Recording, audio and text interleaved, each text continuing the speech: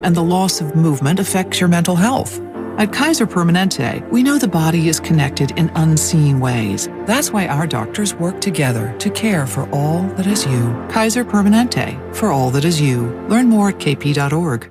Dub Nation knows good things come in threes, whether it's a game-winning three-pointer or all the games, glitz, and great entertainment you can enjoy at Northern California's premier casino resort. Cache Creek is the place to play a hot hand on our world-class gaming floor, indulge at our luxurious spa, or catch a live performance from your favorite acts. It's all here, just a short drive away. This is your time to cash in at Cache Creek Casino Resort, official sponsor of your Golden State Warriors. The NBA has nonstop action all season long, and with League Pass, you get more of the league you love, now for $49.99. Watch more live games, more expert analysis, more of your favorite NBA shows, with more streaming options on all your favorite devices. Sign up for League Pass now at the new halftime price of $49.99. NBA League Pass. Start a 7-day free trial at nba.com/watchleaguepass. Blackouts may apply. And that's another three from Clay. The Warriors are heating up here at Chase Center, and I cannot believe you are not here to witness it. Ooh, steal by Draymond over to Curry from downtown. That's a new career high without you here to see it. Unbelievable. I'll tell you, Bill, how would it feel to not be here right now? Crushing, John. Crushing. Here is where it happens. Experience the Warriors at Chase Center. Tickets on sale now at warriors.com. Hey, it's Joe Shasky from the Morning Roast, and every single day we're doing the Fast Five. Your opportunity as a Morning Roast listener to get in on the show with me and Bonte. 8:50 every single day. Ryan in St. Louis, what's happening? You're on the Morning Roast Fast Five. What you got? I think we should be incredibly optimistic about the 49ers' future when you consider how good our defense is. Fast Five, presented by Xfinity. Supercharge your home with supersonic Wi-Fi. Unbeatable internet, only from Xfinity. Been listening to the Golden State Warriors Audio Network, presented by United Airlines.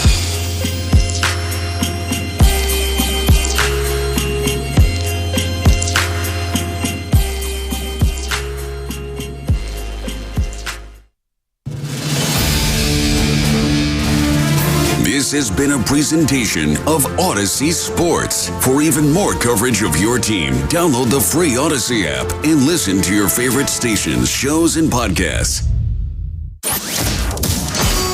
That's a wrap. Yo, that's a wrap. It was an amazing experience. Hope everybody enjoyed it. Hope they got some laughs, some good entertainment. This is Warriors Wrap Up on 95.7 The Game. Bounce pass to the cutting Curry. What a great catch. Flipped it over to Looney. Handoff back to Curry. Fires for three. It's up and good! Gosh. From the right sideline. No one hits that shot in this league except him. That was magic by Curry. Magic by Curry, 3 of his 28 on the night, and a surprise that Steph Curry was available to play 90 minutes before this one, second of a back-to-back in Denver, and the Warriors competed hard off of a difficult loss in Minnesota last night in overtime and competed to the tune of a 1-point game at the half, but the Warriors, unfortunately, knocked down 13 threes in the first half, 13 of 21. Steph had 14 of his 28 in that first half, with Jordan Poole scoring 12. They got an active first quarter from Jonathan Kuminga, productive, mistake-free shift even for James Wiseman, who played for the first time since December the 28th, but the Warriors found themselves still down 70-69 at the half in Denver against the top-seeded Denver Nuggets, currently in the Western Conference. And the Warriors, this game flips in a big way. Third quarter, 35-22 Denver, a 16-0 run. The difference in this one is the Warriors drop it by 17, 134-117, as we welcome the Inside Warriors wrap-up here on 95.7 The Game and on Twitch and YouTube for 95.7 The Game as well. It's John Dickinson with you here.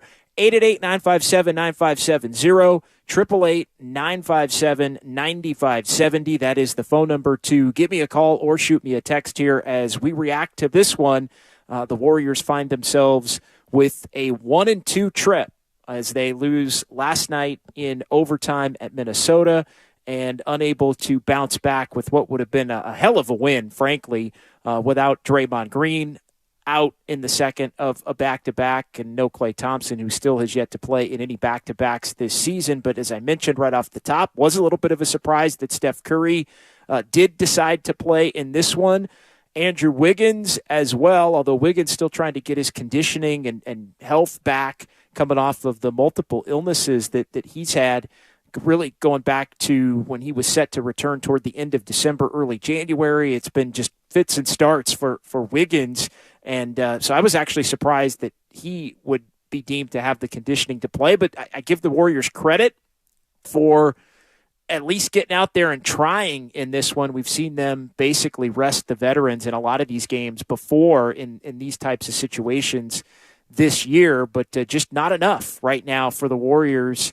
Hung with Denver with the great offensive prowess, and then the third quarter completely does the Warriors in, as it was 85-85 toward the end of that third quarter. 16-0 Denver run after it was tied, and it was really all Denver from that point on in the game, and it was turnovers, a familiar story for the Warriors when they struggle. And turnovers, another big part of that run. 9 turnovers for the Warriors in the third quarter, many of them at the back end of that third quarter when the game was tied and in check there, where the Warriors were competitive in the game. They had just 5 in the first half, and that was part of the reason why the Warriors were in the game, in addition to the 13 three-pointers made. The Warriors ended up, 13 of 21 first half, 6 of 17 in the second half.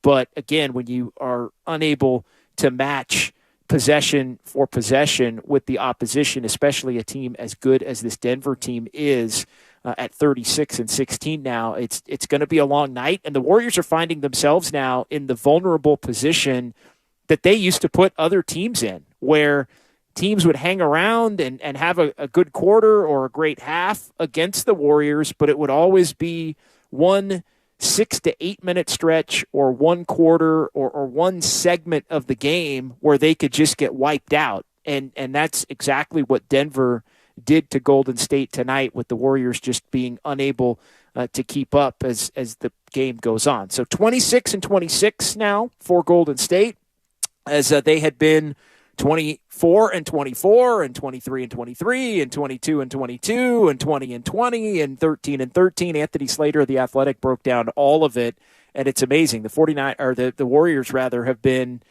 500 at 1-1, 2-2, 3-3, 10-10, 11-11, 13-13, 14-14, 18-18, 20-20. 21 up and 21 down, and then 22, 23, 24, and now 26 for the Warriors, and 26. So they see in the span of 2 nights their ability to move up to the 5th seed with a couple of wins, and now they look up and they are all the way back down in 9th in the Western Conference, and losers of consecutive games now. So 9th, a half game out of 7th, and just a game out of 6th, only a game and a half currently out of 5th, and a big one at Chase on Saturday, as they'll take on the Mavericks, who come in at 28-25, and they're playing a little bit better. So they rise all the way to 5th because they've won a couple of games in a row. You've got the Clippers going at it right now in Milwaukee. They're playing a little bit better of late and have been able to separate from 500 in a way that the Warriors just haven't, even with all of their load management and key players in and out of the lineup. The Clippers are starting to make their run at 29-25, which puts them all the way up in the 4 spot right now in the Western Conference. So the Warriors have work to do, and another example, unfortunately, for Golden State, when it looks like they have the potential to get on a little bit of a run, they've just been unable to do it.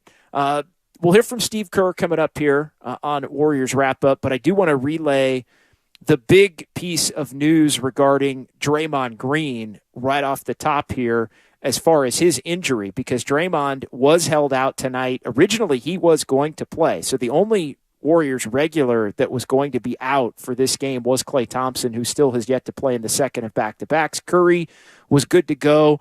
And Andrew Wiggins was good to go. You saw them both play. Wiggins, man, rough night for him. 3 of 14, 9 points. just a struggle for Andrew Wiggins offensively, and what has mostly been a struggle for Andrew Wiggins offensively since his return. But Draymond, right about a half hour before tip-off, when the starting lineups are set to be submitted to the league and to everybody in Ball Arena in Denver tonight, he popped up with calf tightness. So it doesn't sound like in watching the Steve Kerr postgame press conference, at least at this stage, that it's something severe. It sounds like the Warriors aren't too concerned at this point, but he is set to undergo more tests. And as a lot of the beat writers have pointed out who were on hand in Denver, you remember last year, Draymond's issue that turned into the back injury that kept him out on the back end of the schedule and the back end of the season, really leading up to the playoffs. That all started with a calf injury and some calf tightness that wound up being linked to this back injury. And Draymond wound up missing some significant time. And look, the dangerous game that the Warriors have played this season with their inability to consistently reel off wins or at any point be better than 2 games better than the 500 mark this season is they find themselves vulnerable to an injury really putting them in a bad position if one of their star players gets hurt when you're basically a 500 team, as the Warriors have been at so many different junctures this year. So, while on the one hand you can say, hey, I think this team has the ability to get it together. I think this team has the ability to compete or contend with anyone. All it's going to take is a 5 or a 6 game winning streak to be right there in the top 5, 4, 3 in the Western Conference. When you can't reel off wins with any level of consistency and you remain in the dreck of mediocrity where the Warriors still currently are, then you put yourself at risk of an injury kind of wiping you out. And you see how fragile this thing is. Steph Curry gets fouled on a 3, tweaks his ankle a little bit, and all I could help think about at that point is, well, if he had to miss 2 weeks right now, this team might be in danger legitimately of forget about the top 6 or the top 4. They might be in legitimate danger at that point of not even making the play-in tournament and thus not even making the playoffs. Draymond's been a key cog. Draymond's been healthy to this point, but he hasn't had that one little injury or whatever to any extent this season that's kept him out. Can the Warriors withstand that and be able to hold on here? It's just getting more and more difficult by the game to accept the fact, and I think when you look at how many different times they've been at 500, it starts to make you wonder, is that just what this team is this season? Because they were healthy early and didn't make the most of it. And then they had a bunch of injuries and kind of hung on to where they could get healthy again and try to make a run. And then when they've been healthy again, they haven't made the most of it. And now they may be heading toward a stretch of the season where they're forced to deal with a few more injuries. And if that's the case, are they going to be able to hold on again? Too early to tell, and the Warriors have gotten a little bit healthier, and we'll see what's going on with Draymond and this calf tightness in the coming days. But the Warriors are playing with fire in this thing. And, it really, when you look at the road trip as a whole, I think tonight's not the frustrating game. Tonight, you're shorthanded with a couple of guys out of your main cogs. You're playing a team that's 36 and 13 or 36 and 16, has the second best record in the NBA, the best record in the Western Conference. They're a 24-4 home team, best record in the NBA at home.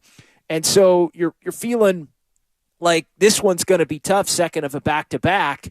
But the killer is last night's game. The killer is blowing the 14-point lead in the fourth quarter at Minnesota to go to overtime and lose in a game that you largely had under control. And now it gets chased with another loss, and you look up and you're 26 and 26, and you're in another turning point, tipping point, whatever you want to call it, for this Warrior season, to where you have to ramp it up again to try to make that next push. And the Warriors continue to expend so much energy in so many different ways, and a lot of these games that they aren't winning, that it does concern you that at some point here between now and the end of the regular season, they may just crack. They may just reach a breaking point, whether it's physically or mentally, and are unable to even give themselves a shot to make that run that I think so many people in the Bay believe that they have the ability to make. So 888-957-9570. Starting to wonder, is this just a 500 team for this season? Because they have been 500 on so many different occasions, and here they are yet again. And it's not like they've been completely besieged by injuries throughout the course of the whole season. When they've been healthy, they have not made the most of it. So we'll get to some calls here coming up, but first, let's welcome everybody to our 9 o'clock hour. You're listening to 95.7 The Game, KGMZ FM in HD1 San Francisco. Always live on Twitch, YouTube, and the free Odyssey app. All right, we appreciate everybody on Twitch and YouTube and the Odyssey app, as well as listening on the radio tonight. 888-957-9570. Let's get to JP in the Union City here, getting us tipped off tonight on Warriors Wrap-Up. What's up, JP? Hey, what's up, JD? Man, I'm just going to speak of just a frustration coming from a first-time season ticket holder for the Warriors. I was super excited about this season, and I hope to still be because I'm heavily invested after spending a few $1,000s on this. But I think realistically, what it really comes down to is when you have an issue when you have a problem, you have to look in the mirror. You have to look in the mirror and look at yourself and see what exactly the problem is. And that mirror that the Warriors are looking at starts with the front office. I highly believe there's some dysfunction there. From the rumors that we're hearing with Joe Lacob being a little bit more involved, kind of acting like a Jerry Jones type of owner in the sense of making decisions, not by character, and being a little bit more involved. And I think he really pushed this 2 timeline onto Bob Myers, which really had his hands tied behind his back. And you have Kerr, who's trying to run this motion office with players that are rookies and don't have the skills or the IQ to run it. I mean, the ugliness of this is going to rear its head. But also on top of that, too, I really think at the end of the day, you have to hold your starters accountable. I mean, I watch, I'm pretty sure you see it, we all see it, game in and game out. Steph is our star player. But what frustrates me is just those lazy one-handed passes that seem to come like 2 or 3 times a game. And sometimes you have to hold the starters accountable. I know they're a little lax there, but it starts from the top and it works its way on down. No doubt. Thanks for the call, JP. And I think, we talked about it last night. The star players were not good enough. And I think that isn't an overarching theme for this year. And it's a little bit of everything. But I think it comes back to the discussion before we brought you on, JP, which is the fact that too many times the stars this year haven't quite been good enough to carry it at the level that they've carried it in the past. And the other reality is that the young players they don't fit the system, number one, although we're starting to see Kuminga be somewhat of a fit and a factor here of late. Another rough night for Kuminga after a pretty good start. He didn't play well in the second half last night. But the young players essentially don't fit the system, and the young players are also not good enough to play well enough on their own to where Steve Kerr can put them in a rotation and be able to kind of let them do their thing, and without the Warriors, at least in his mind, getting wrecked in some of these games and having that be a problem. So, and then you look at the front office and the 2 timelines and all of the different chatter going on there, and what happened with Draymond Green and Jordan Poole at the beginning of the season. Does that have an effect? I mean, the Warriors had every opportunity to wipe a lot of that away if they would just win, but they're not winning. And when they're not winning, it all kind of festers, and there's more of a focus and question on, well, this Warriors team isn't winning and the young players really aren't playing a lot. So what's going on here? Because in a perfect world, if you weren't playing the young players a lot, you'd want it to look a lot like last year looked, where this team is winning at an extremely high level. And then that brings you back to the others and just the simple fact that the Warriors, the bridge players, right? The players that aren't the core championship players and the players that aren't the young players, the Warriors nailed those last year. Whether it was Otto Porter Jr., whether it was Gary Payton II, whether it was even Nemanja Bjelica, who didn't play all the time. The Warriors nailed those. And, Jordan Poole emerged, and Klay Thompson came back, and Wiggins turned into an all-star. And so the Warriors had it dialed with that meat of the team in between the stars and the young players, to where the young players really didn't have to do a lot. And this year, you've got the starters, while still great, they're not playing at the level that they did last year. There is, I think, a little bit of a championship hangover, but for crying out loud, it's February 2nd. It's almost the All-Star break. So you can't really claim championship hangover on February 2nd. The reality is they're a little bit older. They haven't been good enough. Now, did they want to coast a little bit more than they've been able to? Probably. And I think, is that a fair thing for them to desire? Sure. I've got no problem with that. But the rest of the team has to be good enough at that point to be able to hold the Stars up when they aren't necessarily playing at the level that they've been used to, or aren't quite capable of playing as consistently at the level that everybody's used to, including themselves, with the highest of expectations. So then you go to the young players, and the young players don't fit the system and or aren't good enough to play well enough together on their own, so they get cast aside, with the exception being Kuminga in recent times. And then you look at those middle ground players, and it just hasn't clicked at the level that you would want it to click with. JaMychal Green, for the most part, hasn't been great. And Dante DiVincenzo's been good, but in a different way than Gary Payton was or Otto Porter was. Different positions for all of them. And this team just doesn't have the margin for error for a lot of those different reasons that they had even last year. And they don't have the cushion that they built up last year when they were 18-2 and they were 29-9 and 41-13. This team's fighting for their playoff life right now. And I think that was part of the reason why Steph even played in this game tonight. And Draymond, until he came up with the calf tightness late, right before tip-off, why he was going to play and Wiggins was going to play. I think that was a shift in philosophy.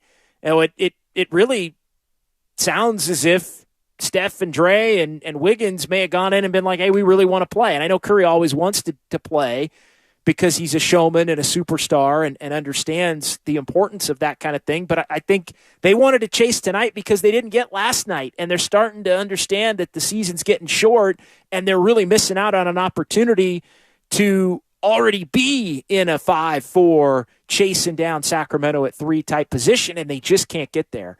And with every night they just can't get there, the season gets shorter, and they got to be more perfect, and it's just they've just been unable to answer the bell at a consistent level. All right, Sean in Oakland next here on Warriors Wrap Up. What's going on, Sean? Hey, how you doing, JD? I try to say I like what I saw from Wiseman tonight.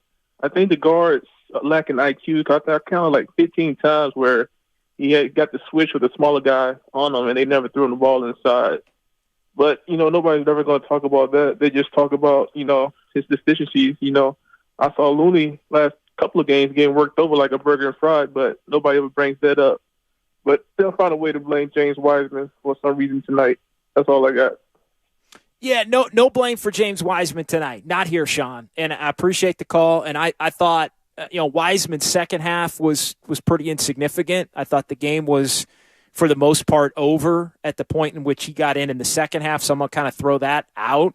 I thought Wiseman was really good in the first half. I thought his 6 minutes in the first half were strong. It felt like the 6-minute shift that he had against Memphis on Christmas, against the Charlotte game, the game after Christmas, where Steve Kerr found a few minutes for him with Draymond out, and he stepped in and was solid.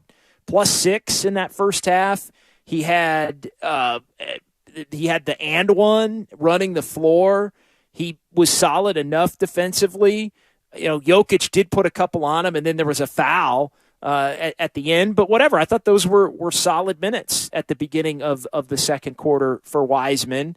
And again, I think that's a small step. Does that mean he can be out there on a night in, night out basis? Probably not. But no, that nobody's putting the blame on James Wiseman tonight. And it was good to see him get back out there for the first time since the end of December.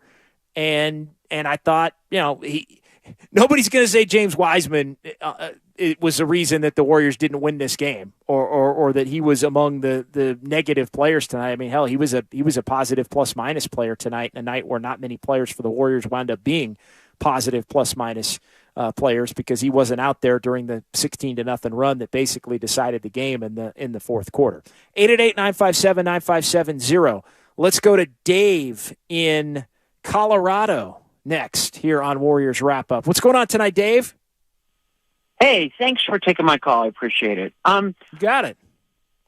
Long time listener, never called. I just really have been feeling this all season that Coach Kerr really needs to focus on, just my opinion, getting the 5 spot resolved with Kuminga as the 5. And you've got, if you can get that core 7 players, but, Looney does a nice job, and Draymond is now with this injury. I think it's a moment where if those 2 players can invest their energies with Coach Kerr into getting Kuminga settled as the 5, and they can get that nucleus around him with everybody at their different stages of their careers, I think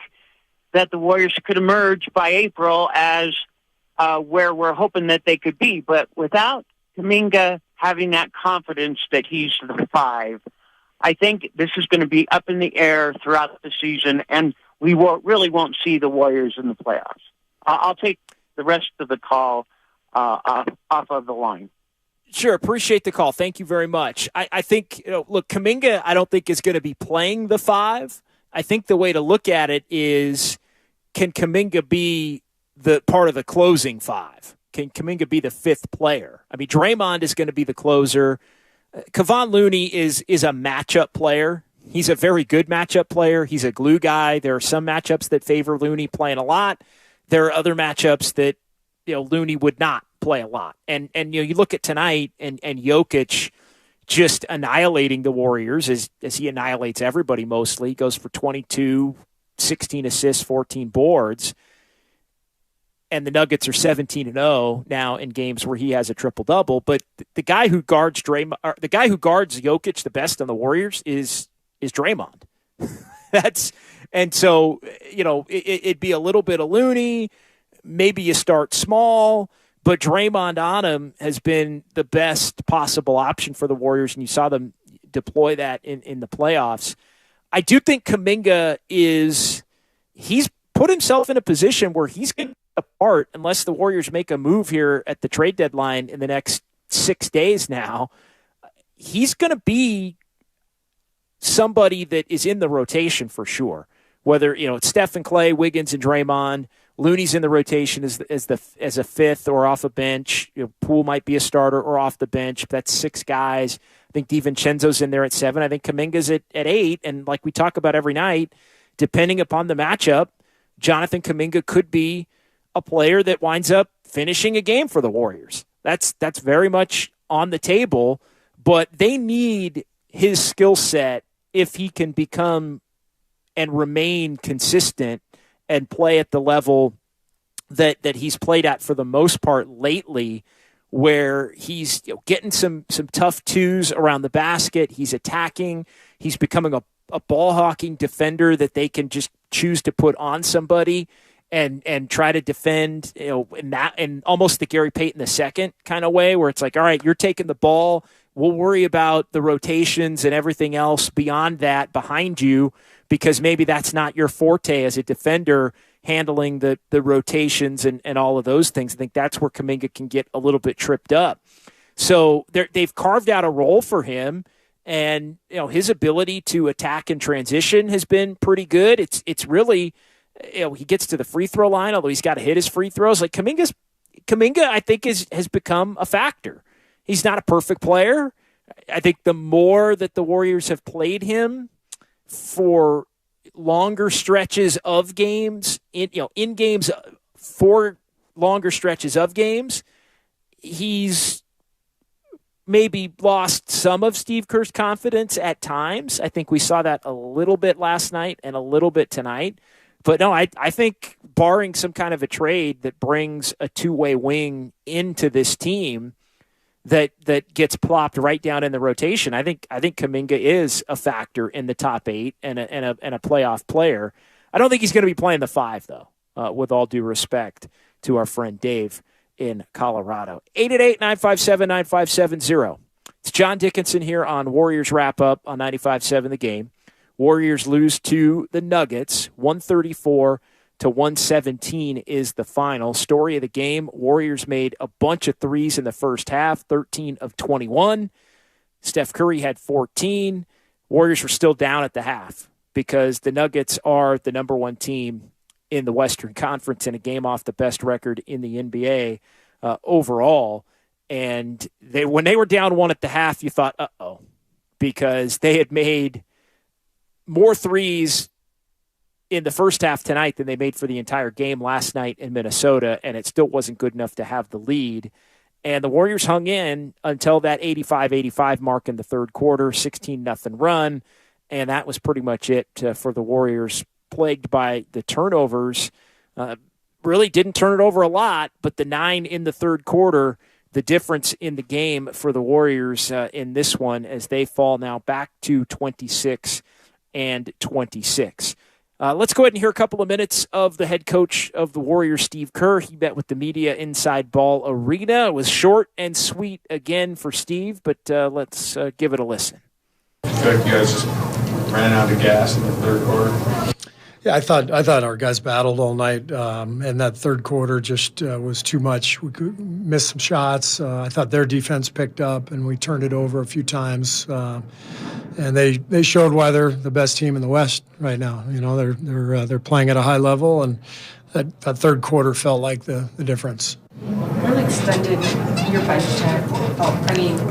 Reason why are you going to play more players going forward, or is that just? I think every game is different, but coming off the back-to-back, we wanted to give guys a chance to play, and obviously Draymond's injury last second, not injury, but his calf tightened up on him, and so him missing opened up more minutes for other guys. And I really like how the guys played off the bench. I thought everybody really contributed well. James, it was the first time he's played in 4 or 5 games, and came in and looked good. And I thought JaMychal had a really good first half. It was good to see him out there after missing the last couple of games. Dante continues to play at a high level. So I like what we saw from our bench tonight. But again, it wasn't just we didn't have enough. You kind of alluded to the Draymond injury, non-injury. Obviously, last season you went in a somewhat similar, to be a lot more serious. The belief is it's just something very minor, right? Yeah, the belief is it's something minor, but obviously he'll get checked out when we get home. Steve, what are the biggest challenges, I guess, in trying to contain or to neutralize a guy like Jokic? He's good at everything, and I thought the game changed in the third quarter when they had a couple of back cuts, one that led to a layup, but then about 3 more where, because we got back cut, or the weak side of our defense pulled in, and then they made shots on the weak side. And so literally every time he has the ball, everybody's a threat. Your entire defense has to be engaged. And one thing leads to another. The threat of his back cut passes opens up somebody from the weak side. He's so good at finding anybody on the floor at any time. And then when the shot clock's winding down, he just softly drops in a 17-footer and nothing you can do about it. So obviously great player. There's a reason he's 2-time MVP and, obviously a front runner for a third. Yeah, front runner again in a big way for Nikola Jokic, and that was a problem for the Warriors on cutters. Yeah, overhelping, and then guys are wide open, and it's easy passes to, whether it's a Michael Porter Jr. to shoot a 3 or Jamal Murray to knock down a 3, and that's been an issue for the Warriors in other games, but it's especially something that can be an issue for teams that are playing Denver and teams that are going up against Jokic. And I like this Denver team. I've been a little reluctant to call them the favorite in the Western Conference, given the way everything has shaken out, in part because it's been so mediocre for the most part, other than really Denver or Memphis. But I guess that should be a tell as to, and Memphis got beat again tonight in Cleveland. But I think you look at Denver at 36-16. I mean, they have been the clear-cut best team to this point. Jamal Murray back. Is he quite close enough to 100% to think they're going to win the West? Michael Porter Jr. is somebody that can knock down some shots. Is he going to be a defensive liability come the playoffs? They're pretty talented. They're well put together. I like Kentavious Caldwell-Pope. Gordon's been really good. Bruce Brown's a nice player. They're trying to figure out what they're going to do with Bones Highland, who was a DNP tonight, because it sounds like they're going to trade him and give him more of an opportunity to play more minutes elsewhere and get one more piece that potentially fits with their system.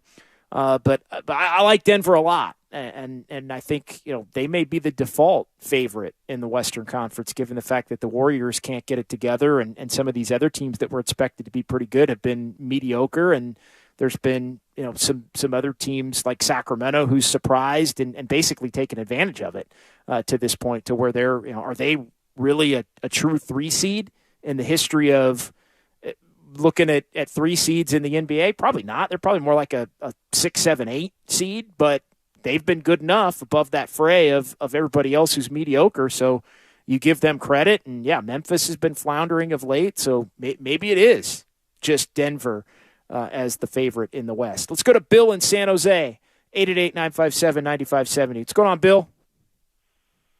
Well, JD, you kind of touched on the issues, but the Warriors can't guard the three-point line very well. They had lost on the back cuts. I get all that. But it seems like every team is doing that to them.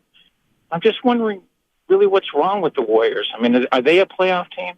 And what would they have to do to be a playoff team? I mean, right now it's 50-50. I mean, every time this team loses a couple in a row after they win a couple in a row, that just tells you that they're a 500 team, that they're an average team, that they're a team that can't get it together. I mean, they've been a middle-of-the-pack team overall offensively, and they've been a middle-of-the-pack team overall defensively. I think before this last road trip, the Warriors were, I want to say, 16th defensively and 14th offensively. I think it was before the Toronto game last week, before they hit the road. So they're just a middle-of-the-pack team, and it's played out with their record. They've been great at home, on the road, although it's been better on the road lately, but it hasn't quite been as good at home after the great start. And so it's just everything leads back to the middle ground. They've got the closest point differential of anybody in the Western Conference to, guess what, dead even after tonight, a 0.3 of a point to the negative point differential for the Warriors, 118 per game. They give up 118.3 per game, but it's the closest team to break even. I guess Minnesota's right there as well at 0.1. So I guess Minnesota technically is the closest as I scan through the differential, but they're an even team. They're not deep enough, I don't think, to offset the fact that the starters haven't been able to carry them at the level that they used to carry them. Defensively, they're not as good. I mean, this was a top 10 defensive team last year, top 5 defensive team when they had everybody over last year, and they just have not been anything close to that this year. And while they've had hot nights where they've been able to make some shots and win some games, that just the two-way basketball has not been there as consistently for this team this season as it has been and was really last year. A couple of text messages to get to at 888-957-9570. Still can sneak in a couple of calls here before we call it a night on Warriors wrap-up here with John Dickinson. Nuggets 134, Warriors 117. Warriors now 26-26 on the season. Now the 510 chiming in. JD, Otto Porter's been hurt all year. Gary Payton II, most of the year they wouldn't have helped this team. Yeah, I don't want to get that misconstrued. I'm not advocating or saying that the Warriors should have kept Otto Porter or Gary Payton II. And I know that was popular thought at the time, but I think the money that Gary Payton II was offered by Portland, given his injury history, I thought at the time it was the right call to let him walk. Otto Porter Jr., I think he was going to get, anything over the minimum was going to be out of the Warriors' price range automatically because they only had minimums to offer. And so I understand that decision as well. I'm not saying that the Warriors specifically needed to keep GP2 or Otto Porter, but they have not filled those roles as well as the production that those players provided. You're hoping that you're not going to keep those two, but you're going to sign two other players that are going to fill those roster spots and get similar production. And maybe that's the folly in it, is that you're thinking you are going to get that similar production because they were such a perfect fit last year. It would be unrealistic to even think that they would be able to come up with that kind of production level as those other two players. But Dante DiVincenzo, who's been a good player, has not been as impactful a player as Gary Payton II.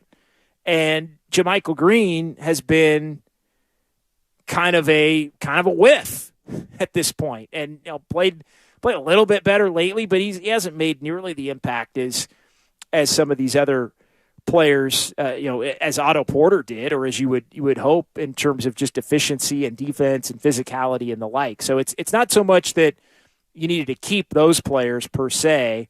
I think that decision was fine, but and I think part of it is the Warriors thought their young players were going to be able to fill some of it. I think they thought, hey, DiVincenzo was a nice get, but I think they thought Kuminga would step into the Otto Porter role, and he has a little bit lately. I think they thought that Wiseman would be more of a factor as a big than he's been able to be, or even Moody, and it just hasn't worked out for the most part for the latter two of the three lottery picks, and that's kind of why the Warriors are in the position, at least part of the reason why they're in the position they're in. All right, we'll keep it rolling here, 888-957-9570. Let's go to Sean in Berkeley on Warriors Wrap-Up. What's up, Sean? Hey, long-time listener, first-time caller. Unpopular opinion, I think the Dubs are getting the chip. I know it sounds crazy after that game, but every time it's a good game, it's feels like it's there, and every time they do bad, and they're 50-50. I think we're going to drop it against the Mavs, win 4 straight, and then lose their last game before the break with the winning record up 2, and I think we're going to start to materialize. I mean, the West is a trash heap, like you said, so I think once we get to the playoffs, is Denver going to beat us? Is Denver really going to beat us, or the Grizzlies really going to beat us? If anyone would, it's Denver, but I think we're getting the chip. All right, Sean, appreciate it. The one thing you're right about that I'll agree with is the nights that they do win, and when they've done it against the Memphis teams, when they've done it against the Celtics, going back to December and competed with the Celtics recently, when they've done it, it's looked like they have it. The question, though, is, and the thing that you have to look at bigger picture, is the inability to have it and win these games consistently when they go all in. Is that something that's going to play out during the playoffs? The fact that, in series, the Warriors have routinely lost games this season down the stretch in the regular season that they almost never lose in a playoff series. And so the question is because it's the playoffs, does that mean the Warriors are going to be they're going to win those games because it's the playoffs and they're going to rise to an extra level? Or are we seeing that the Warriors now are just less capable of winning those games as consistently as they have in the past? Because typically the only time the Warriors lose those heartbreakers, and there's been a handful of them here and there, but typically the only time the Warriors have lost those heartbreaking games in the playoffs have been when they've been up 3-0 in a series, or when they're up 3, they're in control of a series to where they know if they lose that game, it's not really going to set the trajectory of the series off in a different way. And so I think that's we're going to find out the answer in the playoffs, assuming this team makes the playoffs, which right now they would have to fight through the play-in tournament to get to the playoffs. But again, who's feeling? I wouldn't love a scenario where, and I'm just throwing this out there because it happens to be as it stands right now, but I wouldn't love, if the Warriors had to go to Utah, or if the Warriors had to host, if the Warriors were hosting the Pelicans in the 9-10 game, you'd feel pretty good about that right now. I mean, Zion Williamson's not playing and all. They've lost 10 in a row after they were 26-17, briefly first in the West. You'd feel all right about that. And then if they had to go to Utah or Phoenix, would you feel good about that? I wouldn't feel good about the Warriors going to Phoenix in a must-win game if Devin Booker's playing. They got thumped twice. Now, if it's an elimination game, does that change the calculus? Maybe. Maybe it does, but we're going to find out. Like, we're going to find out if this Warriors team in the playoffs starts doing things that they haven't done all year long, because that's the difference. In all these other years where the Warriors have done it in the playoffs, they've more consistently done it in those specific regular seasons as well. So what we're seeing in the regular season this year is different than what we've seen in these other regular seasons. Is that going to matter? Well, we'll see. Again, assuming that the Warriors get there, that'll be the answer. Daryl in South City next here on the phone lines at 888-957-9570. Hey, Daryl. Yo, how y'all? What's up, man? What's going on? What's on your mind tonight, Daryl? You know. I don't know. That's why I'm asking. All right, Daryl. Thanks a lot, man. Daryl having a good time. Be safe out there tonight, Daryl. 888-957-9570. I don't know what's going on, Daryl. You called me, brother. Appreciate it. I was hoping to have a conversation. Doesn't always quite work out. A couple of quick notes here, and we'll call it a night. Appreciate everybody calling. Another one of the long, just blow it out, 45, 50-minute segments here on Warriors wrap-up on 95.7 The Game. Unfortunate for the Dubs. 1-2 is the road trip record. Now 7-20 on the road, so they'll be back home for Dallas on Saturday at 19-9. Mavs are playing a little bit better basketball. They're back up to 28-25 and fifth in the West after winning their last two, and Luka Doncic is back after rolling his ankle. So second straight loss after winning the prior three. So it goes. Warriors can't quite get off the hamster wheel. Denver has won the first two regular season meetings this season, and that's a season series win for the Nuggets, as these teams only play 3 times this year, and the Warriors and Nuggets will play again in April in Denver, and that's the third and final matchup.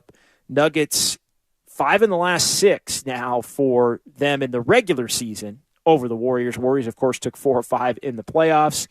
Warriors made 19 threes, 13 in the first half. The 13 in the first half is one shy of their season high for a first half, which was 14 in the game that they won shorthanded in Cleveland, the developmental game. Warriors lose tonight when shooting above 50% from the field.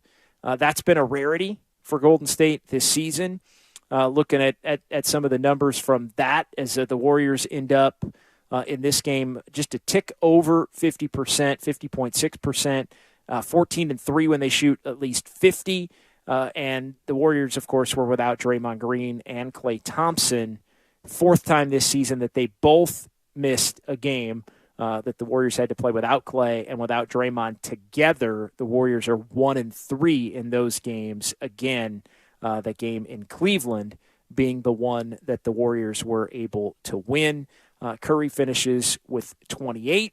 Dante DiVincenzo 14. 14th game with 10 or more for DiVincenzo. Rough night for Andrew Wiggins, as we talked about. The 10 boards for Wiggins, that's about all he did right on a night where he was 3 of 14 overall. All right, that'll do it. We'll call it a night on that note. Appreciate everybody who texted in.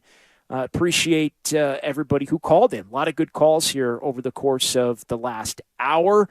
And I'll be back with you on Saturday. So keep it locked right here on 95.7 The Game. Fox Sports Radio is coming up next. I will be with Whitey Gleason Saturday morning. 10 a.m. until 1, we'll have Warriors This Week. And then it's a double-day Saturday. So I'll head over to Chase, Warriors Live at 4:30 for the Warriors and the Dallas Mavericks as they go in an ABC Saturday night showcase game from Chase Center. Warriors and the Mavs, 5:30 tip-off, and then I'll be back after the game. We'll be doing it again here, taking your phone calls and your text messages, reacting to the Warriors and the Mavs. Thanks to Sterling Bennett. Thanks to everybody in our San Francisco studios. Again, Fox Sports Radio coming up next. Warriors fall tonight in Denver, 134-117, and you heard it right here on 95.7 The Game. Kansas City Steak Company, another AmericanEagle.com success story. Started in 1932 as a family-owned butcher shop, today they're a leading distributor of superior all-American steaks delivered right to your door, ready for the grill and your taste buds. When it came to their website, an average site wouldn't do. They chose AmericanEagle.com to take their website to the next level. With a dramatic increase in competition and a softening market demand, they had two challenges: improve their brand presence and message, and produce a positive return. AmericanEagle.com got to work and executed usability studies and